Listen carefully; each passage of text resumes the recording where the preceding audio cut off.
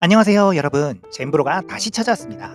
오늘은 코딩을 전혀 몰라도 단 2시간 만에 나만의 실무 웹 앱을 만드는 기적 같은 이야기, LG전자 바이브 코딩 실무 활용 사례를 소개해 드리겠습니다. 기존에는 사용자 테스트 피드백을 전부 메일로 취합했어요. 메일 열고 엑셀에 옮겨 적고 메일이 누락되거나 조직별로 어떻게 진행되는지 알 길이 없어서 팀원도 담당자도 대참사를 겪었죠. 하지만 우리에겐 AI 바이브 코딩이 있습니다. 기획서를 쓰고 코딩을 짤 필요 없이 그저 내가 원하는 기능을 말로 하면 알아서 마법처럼 웹앱 화면을 뚝딱 만들어줍니다. 필요한 항목 정의부터 대시보드 조율, 실제 운영 UI 조정까지 단 2시간. 현업부서와 실시간으로 화면을 보며 수정하고 당일에 곧바로 배포를 완료했습니다. 초고속 배포의 핵심 비결은 복잡함을 걷어내는 것. DB 설계나 복잡한 권한 기능을 처음부터 무리하게 넣지 않고 당장 필요한 최소 기능 MVP 보석 하나에 집중해 빠르게 런칭했습니다. 이렇게 해서 탄생한 실시간 대시보드와 입력하면 각 조직별 영업, SCM, R&D, 생산으로 나눠서 테스트 결과를 기입하고 누적 만족도를 통계와 표로 한눈에 모니터링할 수 있습니다. 직관적이고 아름다운 UI 덕분에 복잡한 교육이나 매뉴얼은 전혀 만들지 않았습니다. 사용자들은 공유된 링크를 타고 들어와서 즉시 물 흐르듯 가볍게 사용하기 시작했죠. 어떻게 이렇게 세련된 걸 하루 만에 만들었어요? 진짜 획기적이다. 동료들과 주관팀의 뜨거운 호평이 쏟아졌고 다들 바이브 코딩의 진정한 파괴력을 체감하는 순간이었습니다. 바이브 코딩은 개인의 무기를 넘어 조직의 일하는 방식을 한 단계 끌어올리는 혁신적인 협업의 열쇠입니다.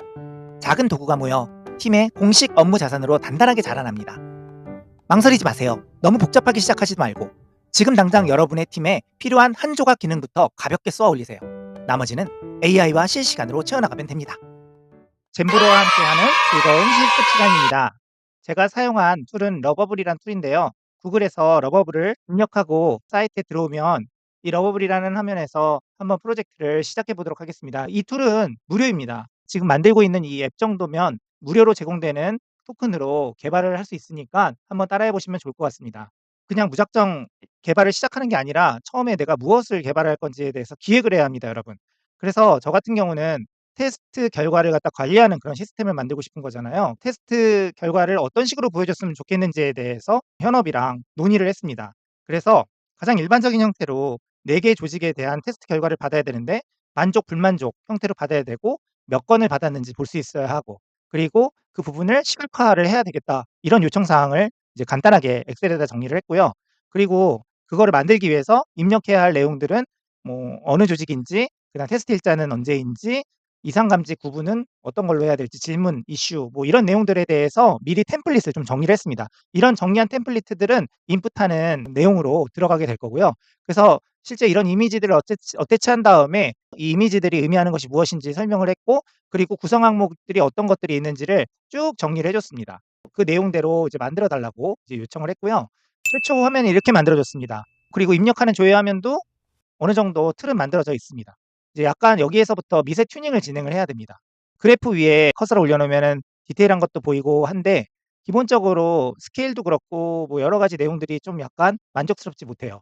그래서 그런 부분들을 어떻게 튜닝해 갔는지를 한번 설명드리겠습니다. 몇 가지 제가 바꿔본 내용들을 설명을 드릴 텐데요. 우선 처음에는 조직을 드롭다운을 클릭했을 때 선택이 안 된 부분들을 해결을 했고요.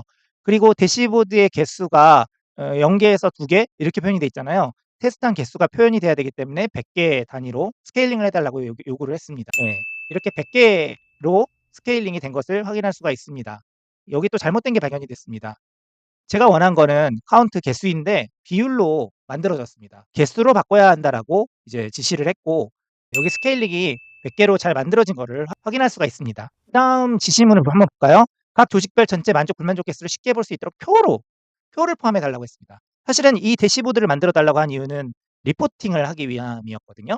리포팅을 하기 위해서는 표로 봐야 되기 때문에 표를 만들어 달라고 했습니다. 네, 밑에 표가 만들어진 걸 볼 수 있습니다. 토탈 3 건을 입력을 했는데 R&D에서 2 건, 전체 불만족으로 2 건, SCM에서 만족 1 건 이렇게 3 건이 입력이 된 걸 볼 수 있습니다. 그런데 만들어 놓고 보니까 아직 3 건밖에 안 했는데 그래프가 비교도 안 되고 약간 보기가 좋지 않습니다. 그래서 이 스케일링을 또다시 100 개에서 50 개로 줄여 달라고 했습니다. 네, 이렇게 50 개로 줄여졌고요.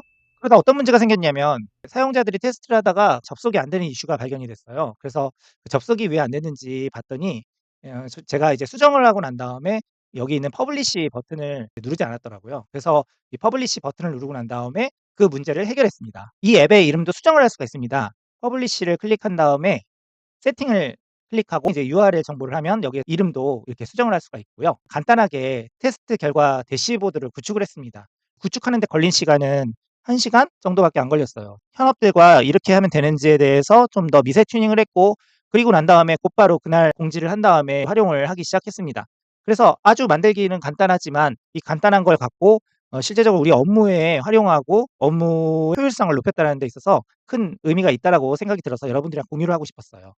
이런 것뿐만 아니라 회사 안에서 무료 버전으로 만들 수 있는 그런 앱들이 굉장히 많으니까 혹시 여러분들도 업무적으로 활용할 수 있는 이런 아이디어들이 떠오르시면 댓글로 부탁드립니다.